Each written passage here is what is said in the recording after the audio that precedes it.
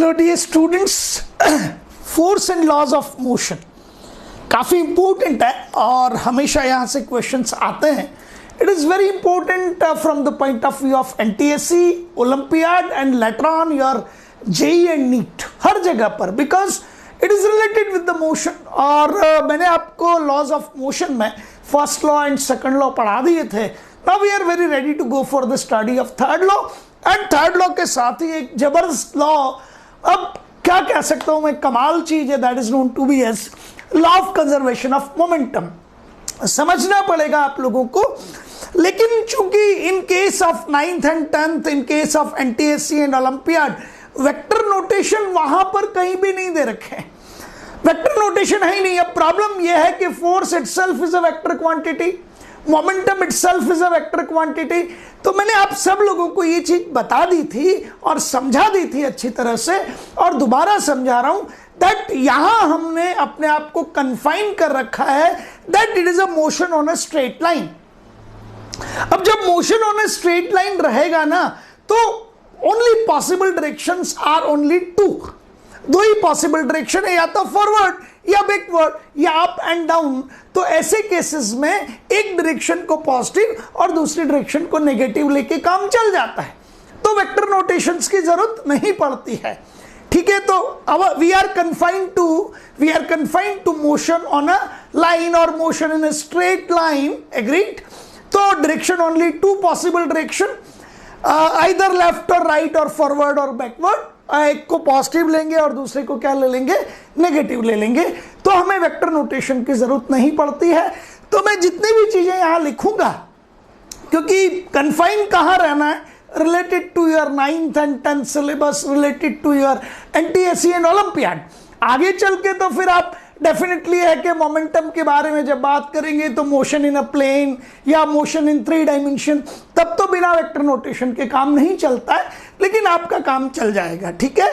और highest level तक, means किसी भी लेवल पर आप पीछे नहीं रह सकते. और जिनको बहुत ज्यादा जिज्ञासा है वो लोग हमें बता दें, तो हम क्लास 11th वाले जो लेक्चर्स हैं वो भी आपके लिए पुटअप कर सकते हैं. But it's not useful at all, जरूरत नहीं है. चलिए, थर्ड लॉ ऑफ मोशन का नाम है, it is known to be as law of action and reaction. और यहां एक चीज लिख रहा हूं मैं, that force applied by A on B, force applied by A on B is equals to negative of force applied by B on A. Force applied by A on B is equals to negative of force applied by B on A. Means A जितना force B पर लगाएगा उतना ही force B A पर लगाएगा, but these two are in opposite direction. And this law is known to be as law of action and reaction. क्या होता है मैं अभी इसके बारे में डिटेल में डिस्कस करूंगा. And momentum you know, P is equals to m into V, mass into velocity. ठीक है. तो आपका law of conservation of momentum, conservation का मीनिंग है it won't get destroyed out, there should not be any loss. Lose नहीं कर सकते. Suppose momentum की value 10 kg into metre per second है, then it remains to be as 10 kg into metre per second. आप ये नहीं कह सकते कि सर मैं मोमेंटम लूज कर गया 10 kg into metre per second से, अब सिर्फ 8 kg into metre per second रह गया. इट विल नॉट हैपन, ये होगा नहीं किसी भी हाल में. ठीक है ना. तो कंजर्वेशन का जो मीनिंग है वर्ड कंजर्वेशन का, ये बताता है that we will not lose, we will maintain it, जितना है उतना रहेगा वो. तो if in case of external force is equal to 0, external force 0 होना चाहिए. ठीक है. इसका मीनिंग मैं अभी आपको समझाऊंगा.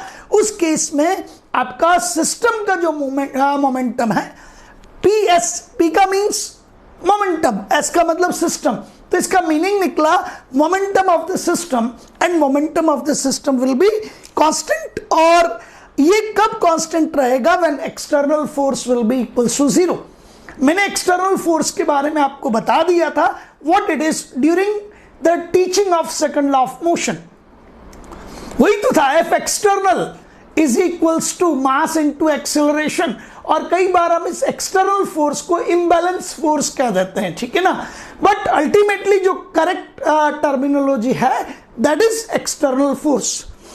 तो आपने कहा sir when external force is equals to 0, momentum of the system will be constant, और मोमेंटम ऑफ द सिस्टम यहां मैंने लिखा है momentum of the system before is equals to momentum of the system after. Before और after का meaning है कि that whatever be the things which are happening, कुछ भी हो रहा है, some phenomenon is happening out, तो before the happening of phenomenon जितना मोमेंटम था सिस्टम का, after the happening of phenomenon उतना ही मोमेंटम रहेगा, बट आपका एक्सटर्नल फोर्स कितना होना चाहिए? जीरो होना चाहिए. What does it mean? इसको अभी डिटेल में समझेंगे, मैं प्रूव भी करूंगा. तो ये जो कंप्लीट लेक्चर है आपका, ये आपको third law of motion and law of conservation of momentum को हम प्रूव करेंगे using the third law of motion. चलिए, what third law of motion says to me? क्या कहता है third law of motion? That every action is followed by a equal and opposite reaction. बहुत आसान है, ये बहुत आसान है, लेकिन इसको अधिकतर लोग गलत समझते हैं. इसीलिए मैंने रेड कलर में डबल स्टार लगा के एक चीज लिखी जिसे मैं समझाता हूं अभी. But every action is followed y equal and opposite reaction. अब इसको आप किस फॉर्म में देखेंगे? इसको आप फिजिक्स के फॉर्म में ही देखेंगे. मींस ये मत कीजिएगा that if I am quarrelling with someone and let I am slapping this fellow, तो वो भी अब कुछ करेगा. वो यहां रिएक्शन का मीनिंग नहीं है. समझ आ गया आपको? That if you are slapping someone then that fellow will be slapping 2 times to you. Because इस पूरे के पूरे लॉ में आप जब भी फिजिकल लॉज पढ़ते हैं, उन फिजिकल लॉज में इमोशंस नहीं होते हैं. ठीक है ना? बिकॉज ऑफ द फैक्ट कि जब मैंने किसी को स्लैप किया या अब्यूज किया तो I am a live body. ठीक है, अब जब उसने सेंस किया मेरे अब्यूज को या मेरे क्वारल को या मेरे स्लैपिंग को, तब उठा के वो जो रिएक्ट कर रहा है, it is because of what? Some logic. It is because of brain. Agreed? आप उठा के ये नहीं कर सकते कि सर आपने उठा के एक डेड बॉडी को स्लैप कर दिया और डेड बॉडी अब आपको उठा के चांटा नहीं मार रही है दोबारा से, इसका मतलब न्यूटन साहब का जो लॉ है वो फेल हो गया. दैट यू कैन नॉट से. समझ आ गया आपको? ये कह नहीं सकते आप, बिकॉज ये किससे रिलेटेड है? It is related with where emotions are zero. समझ आ गया आपको? तो सपोज आई से टू यू, मैं आपको बताता हूं कि I am pushing this board. ये व्हाइट बोर्ड को मैं पुश करता हूं, then how many things are happening? The first thing is that I am applying the force on to the board, white board. Agreed? ये action है. अब मेरे पास भले इमोशन हो सकते हैं, लेकिन इस बोर्ड के पास तो इमोशन नहीं है ना, और मैं भी मेरे इमोशंस को एक तरफ रखे हुए हूं और मैंने उठा के बोर्ड को क्या किया है? आई एम पुशिंग इट. या उठा के मैं इस बोर्ड को पुश कर रहा हूं थ्रू द डस्टर. अब क्या होगा? There are 2 things. How many? 2 things. Duster is applying a force on to the board. Then अब जब आपके पास में डस्टर ने बोर्ड पर फोर्स अप्लाई किया, it is the force of action. Force applied by the duster, force applied by the duster on to the board. Agreed? May be 10 Newton, may be 15 Newton, may be 5 Newton.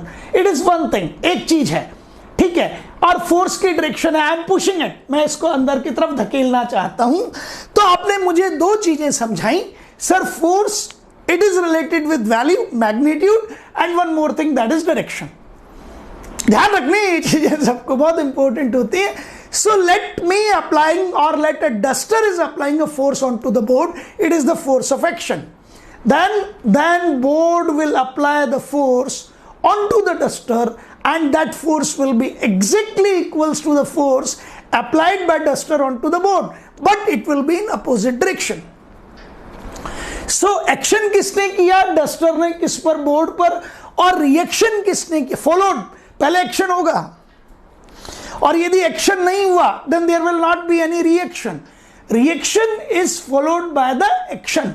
तो मैंने कहा कि duster ने board पर force apply किया, it was action, और फिर equal and opposite क्या हुआ? रिएक्शन हुआ. तो जितना फोर्स डस्टर ने बोर्ड पे लगाया था, उतना ही फोर्स बोर्ड ने डस्टर पे लगाया और अपोजिट डायरेक्शन में लगाया. If it is going inwards then something is coming outwards. Agreed? जैसे मैं आपको कहूं sir that this is going out to be dear students, someone is pushing the wall, तो मैंने कहा that a boy is there, आप भी हो सकते हैं कभी कभी इच्छा होती है ना दीवार को धक्का मारे, चलिए, so a boy is pushing the wall, so force applied by boy, B stands for boy and W stands for wall. So force applied by boy onto the wall, it is equals to force applied by wall onto the boy but with negative direction. Means ये जो boy है इस wall पे force इस direction में लगाता है। अब ये फोर्स किस पर लगा? वॉल पे। लगाया किसने? बॉय ने। तो मैं गारंटी से कह सकता हूं कि ये जो वॉल है ये भी इस बॉय पर equal and opposite force apply कर रहा है। Red means force applied by boy on to the wall and WB means force applied by the wall on to the boy. Agreed? अब यहां ये जो इंपॉर्टेंट चीज है, क्योंकि जब बोला जाता है ना, हम तो बहुत जिसे कहते हैं स्ट्रेसफुली बोल के फिर समझाते हैं, force applied by boy on wall, लगाया किसने? बॉय ने। किस पे? वॉल पे। तो फोर्स लगा किस पे? वॉल पे। Force of action is on wall. अब रिएक्शन किसने किया? वॉल ने। और रिएक्शन फोर्स वॉल ने लगाया किस पे? बॉय पे। तो अब फोर्स किस पे लगा? रिएक्शन का बॉय पे। तो एक्शन का फोर्स लगता है वॉल पे, रिएक्शन का फोर्स लगता है बॉय पे।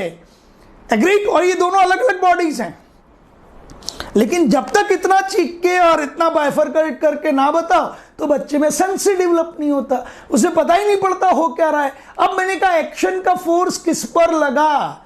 वॉल पर। रिएक्शन किस पर लगा? बॉय पर।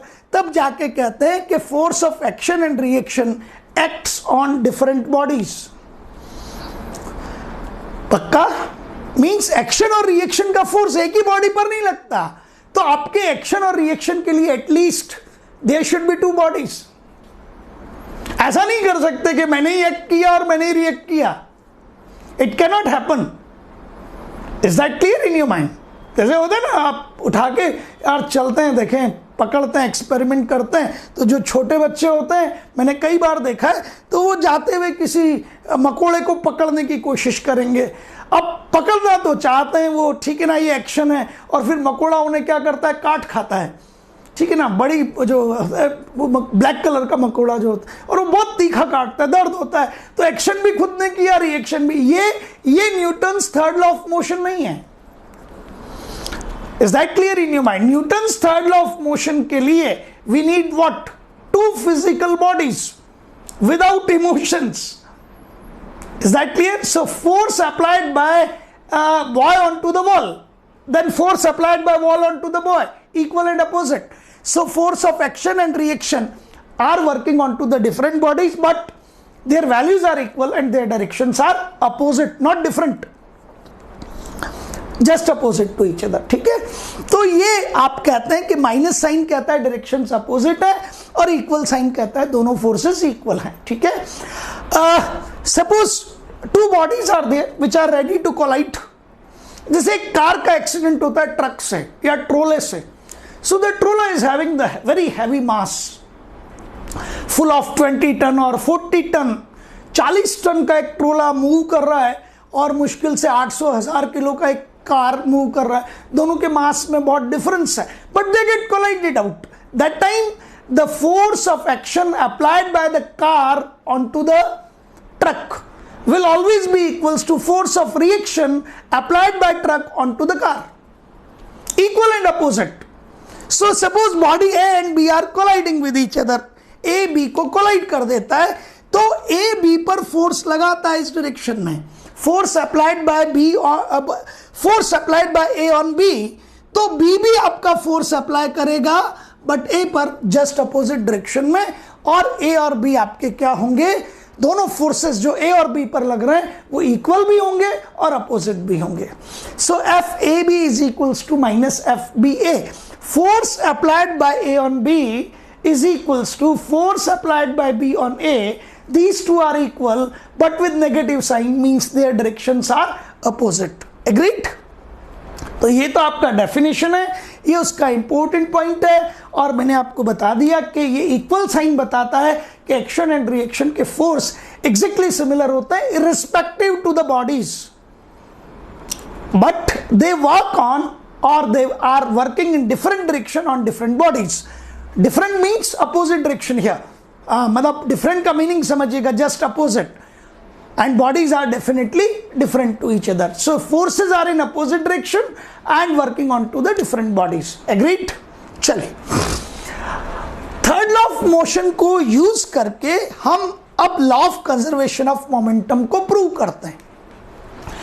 कंजर्वेशन ऑफ मोमेंटम कहलाता है कि जब भी एक्सटर्नल फोर्स जीरो है,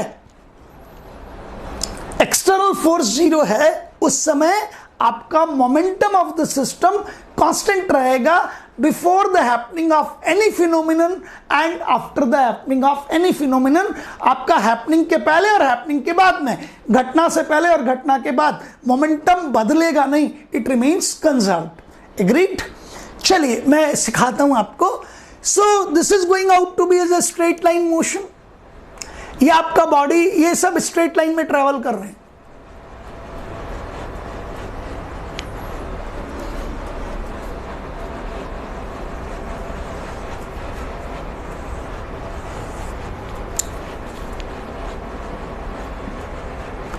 Read carefully. So two bodies are there. One is having the mass of m1 and another is having the mass of m2, and you know that these are traveling in a straight line. Is that clear? एक straight line में travel करते हैं, and the speed or velocity of body 1 is u1 and the speed of body 2 is u2. Body 1 का speed कितना है u1, body 2 का speed कितना है u2, एंड डेफिनेटली आपका जो बॉडी 1 है वो फास्टर ट्रेवल कर रहा है बॉडी 2 से। समझना है इसे। अरे यार, बॉडी 2 यदि स्लो मूव करेगा और बॉडी 2 यदि बॉडी 1 स्लो मूव कर रहा है, बॉडी 1 इज मूविंग स्लोली और बॉडी 2 फास्ट मूव कर रहा है, तो बॉडी 1 कभी कैच ही नहीं कर पाएगा, स्ट्राइकिंग ही नहीं होगा, कॉलिजन ही नहीं होगा। तो पहले तो ये पता करो कि कॉलिजन होना कब चाहिए, कॉलिजन कब होगा, ये मालूम होना चाहिए। तो मैंने कहा भाई u2, this body is moving slower and this body is moving faster. तो जो बॉडी पीछे है वो तेज ट्रेवल कर रहा है और जो बॉडी आगे है वो स्लो ट्रेवल कर रहा है, means u1 is greater than u2। बिल्कुल ठीक। अब चूंकि u1 ग्रेटर देन u2 है तो ये डिस्टेंस को कवर करता हुआ और स्ट्राइक करेगा, जाके कोलाइड करेगा इस बॉडी से, and here is a collision. ये कॉलिजन है। तो बॉडी ए ने अब किसको कोलाइड किया, बॉडी बी को, और मेरे लिए it is a system of two bodies. समझिएगा इसको। How many bodies are there? There are two bodies, A and B. तो मैंने एज्यूम किया है सिस्टम को कि मेरे सिस्टम में कितनी बॉडीज हैं, 2, ए एंड बी। अब समझना, यदि कोई बॉडी सी आके, तो ये सी मेरे सिस्टम के लिए एक्सटर्नल बॉडी हो गया। क्यों? क्योंकि my system is of how many bodies, 2 bodies. C is a third body, it is the external one. D is the fourth one. तो ये जब आपका थर्ड और फोर्थ आकर कोई फोर्स लगाएंगे तो उसे तो मैं क्या कहूंगा, that it will B external force. लेकिन जब ए और बॉडी को आपने एक फैमिली करार दे दिया, you are saying that it is a system. So system is made of 2 bodies, A and B. तो ये तो आंतरिक मामला हो गया, पारिवारिक। समझ आ गया ना? 2 ब्रदर हैं, आपस में कहीं ना कहीं कोई ना कोई बात हो रही है उनमें, या ब्रदर सिस्टर है, means it is internal matter of the family. ये एक्सटर्नल मैटर नहीं है। ठीक है? करते ना कई बार, छोटा भाई बड़े भाई को कुछ कह रहा है या बड़ा छोटे को कुछ कह रहा है, और बाहर से आके कोई कुछ कहता है, कहते हैं यार तू जा यार, हम देख लेंगे, हम जाने, हम दोनों भाई। तुम कौन होते हो यार हमारे मैटर में? ये हमारा इंटरनल मैटर है, हम कुछ भी करें, लेकिन बाहर वाला हमसे कोई कुछ नहीं कह सकता। ऐसा कह के उसको भगा देते हैं। सो आई एम सेइंग कि इस समय आपका सिस्टम क्या है? My system is made of 2 bodies, 1 and 2। First one is having the mass of m1 and second one is having the mass of m2। तो ये जो बॉडीज एक दूसरे पर फोर्स लगाएंगी वो सिस्टम के लिए इंटरनल फोर्स होगा, it will not be the external one. Agreed? Is that clear? तो अब मैं कह सकता हूं कि मेरे इस टू बॉडी सिस्टम का मोमेंटम कांस्टेंट रहेगा बिकॉज मैं कोई एक्सटर्नल फोर्स अप्लाई नहीं कर रहा हूं। मेरे इस टू बॉडी सिस्टम का मोमेंटम कांस्टेंट रहेगा बिकॉज मैं कोई एक्सटर्नल फोर्स अप्लाई नहीं कर रहा हूं। एग्रीड? चलिए आगे देखते हैं। अब क्या हुआ, M1 is striking on M2 and they get contacted with each other. अरे यार स्ट्राइक किया ना इन्होंने, पीछे से आके क्या हुआ जल्दी से बताइए कि स्ट्राइक किया बॉडी 1 ने बॉडी 2 को।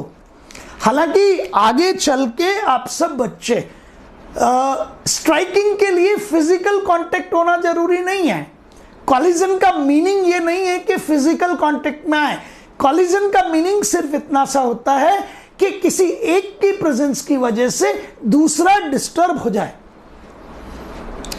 समझ लेना इस बात को, क्योंकि आगे चल के ये आपको फील आएगा कि यार सर ने बहुत सही समय पे बहुत शानदार चीज बता दी थी।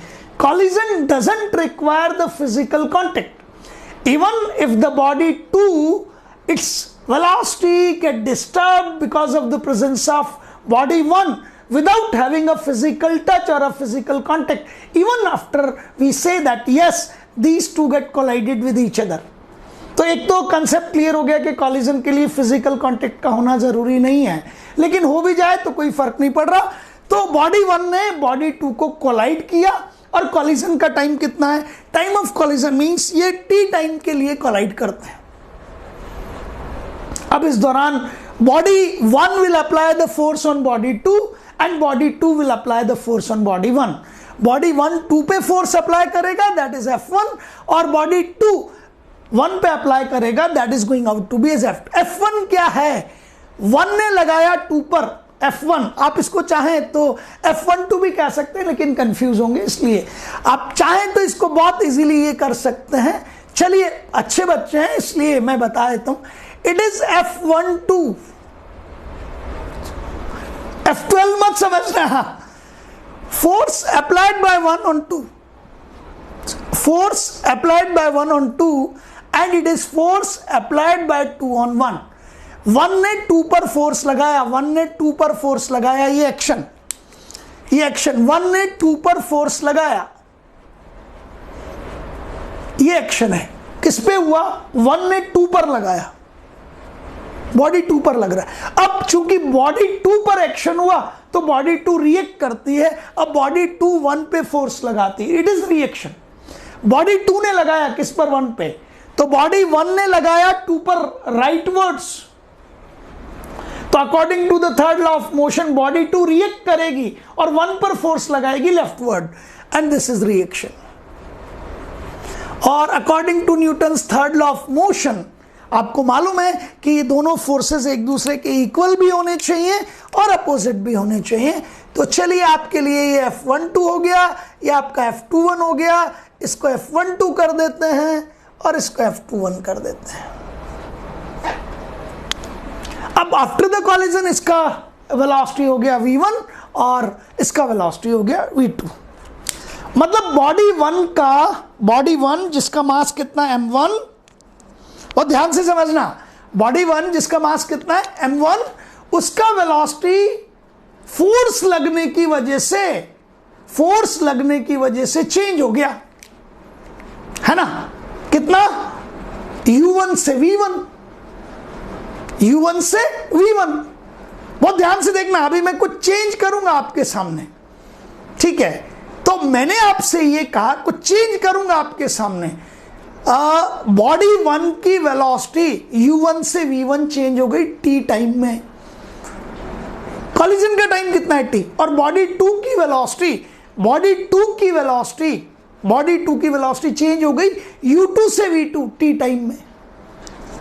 तो अब बच्चे को मैंने ये कहा that you be very careful, बहुत ध्यान से मेरी बात को समझना सबके सब लोग। ये एक्शन था और ये क्या है, रिएक्शन। और आपने मुझे कहा कि सर ये दोनों चीजें एक दूसरे के इक्वल भी होंगी और अपोजिट भी होंगी। तो पहले तो मुझे बताइए कि F12 क्या है, फोर्स अप्लाइड बाय 1 ऑन 2। तो ये किस बॉडी पे लग रहा है, बॉडी नंबर 2 पे। और ये क्या है, force applied by body 2 on 1 with negative sign, equal and opposite. तो ये किस बॉडी पे लग रहा है? ये बॉडी 1 पे लग रहा है, ये लगता है बॉडी 2 पे और ये लगता है बॉडी 1 पे। अब ध्यान से समझना, Newton second law of motion कहता है force should be equals to mass into acceleration, है ना। अब बॉडी 1 पे कितना फोर्स लगा?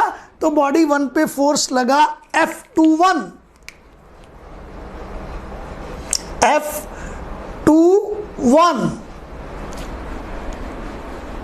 ये किस पे लगा? बॉडी 1 पे। समझना, इसको कंफ्यूज मत होना जरा से भी। किस पे लगा? ये बॉडी 1 पे लगाया किसने? 2 ने। So it is force working on, अब मैं इसको लिख देता हूं, फोर्स वर्किंग ऑन बॉडी 1। ये लो, अब क्लियर हो जाएगा आपको। अच्छा, ये आपके पास फोर्स किसने लगाया था? 1 ने 2 पर, तो आप कहेंगे it is F12।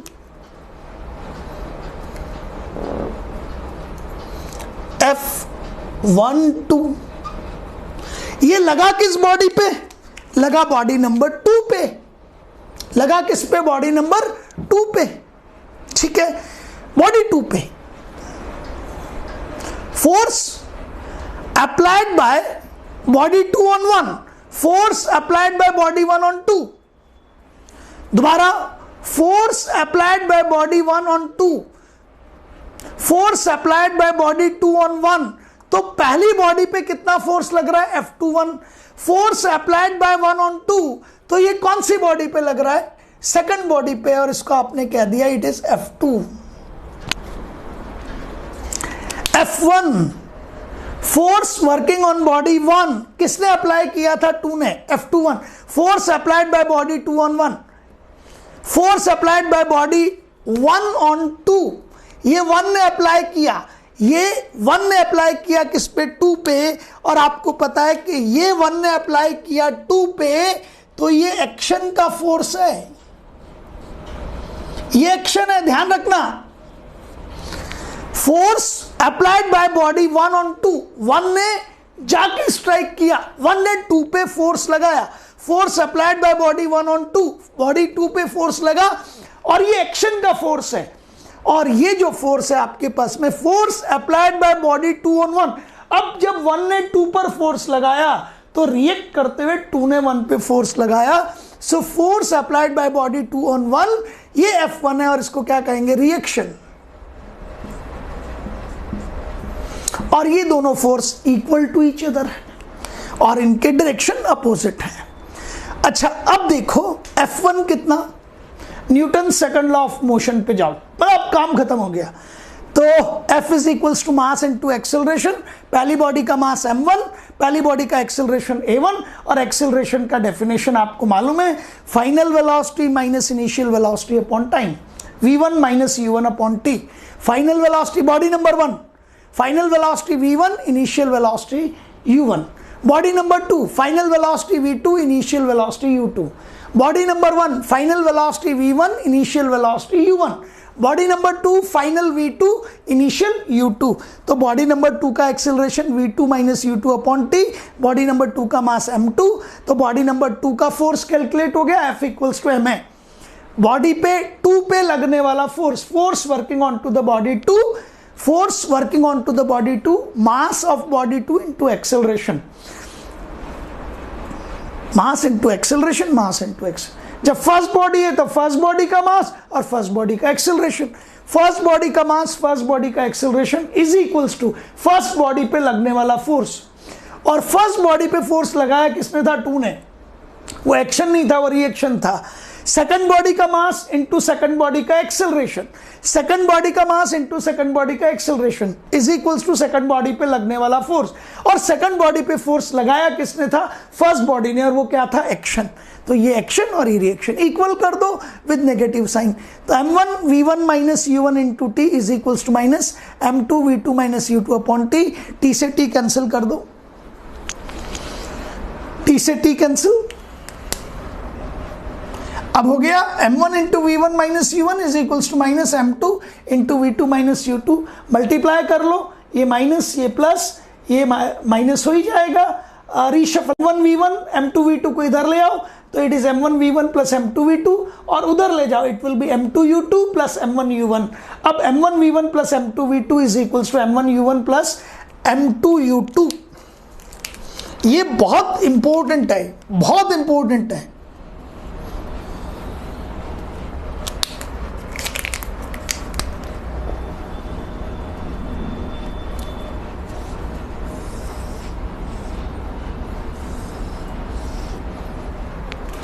What is m1v1?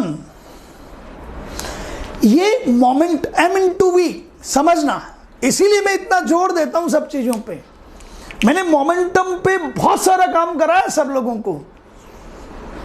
Exactly 9th class में ऐसा ही सिस्टम पढ़ा है पूरा, शायद 5 या 6 टर्म तक, वरना मोमेंटम समझ ही नहीं आता। क्या होता है KG into metre per second, मैंने आपको यूनिट निकालना सिखाया, समझ रहे हैं? तो आपने कहा सर m1 इंटू वी1 क्या है? मोमेंटम कौन सी बॉडी का?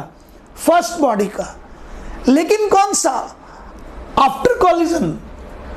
v1 आफ्टर कॉलिजन है, बिफोर कॉलिजन नहीं है। तो ये हो गया momentum of the first body, ये हो गया momentum of the second body p1 plus p2, but ये बाहर लगाया, मतलब it is all for after collision. अब मेरे को एक बात बताओ, आपके सिस्टम में कितनी बॉडीज हैं? 2।